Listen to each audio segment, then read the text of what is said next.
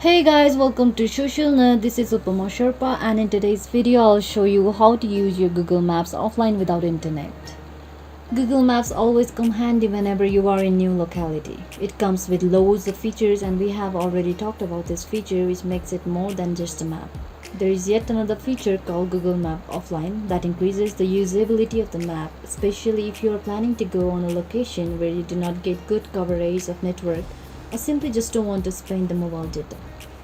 With this feature, you can simply download the map for offline use. Once you download the map, you'll be able to search and get directions offline with that map. Now, in order to download the offline map on your mobile device, go to the Google Map app on your phone and tap on it to open. Now here on the top right corner, you can see a profile icon, tap on it.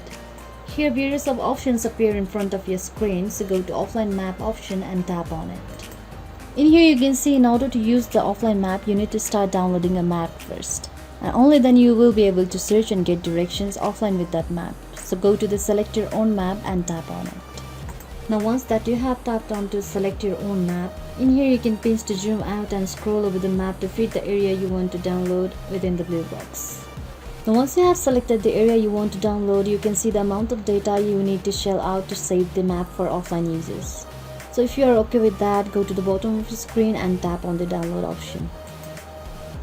And that's it. Now your offline maps are set by default to get automatically updated. So if you do not want this, you can head over to the settings and disable this option. You can also set your download preferences for the offline maps too. Now once you tap on your downloaded map when you're offline, your first page will look something like this. And once you tap on the map, your search and navigation will work on this area offline.